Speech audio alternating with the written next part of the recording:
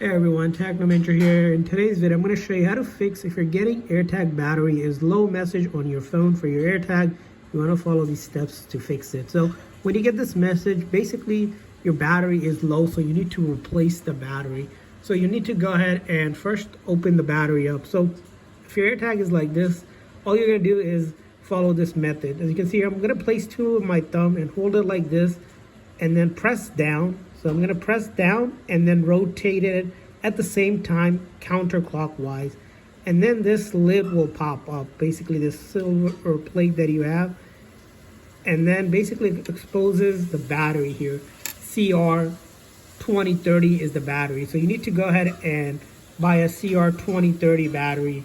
You can get it from any store or Amazon or anywhere like this. So once you get this battery, have a new battery, you're going to go ahead and do the same thing where the plus sign is facing you, and you're going to place it here like this.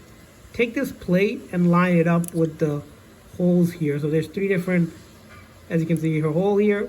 You line it up and then you press it down and then you press, and then this time twist it clockwise. So press it down and click it clockwise and then it'll lock in place.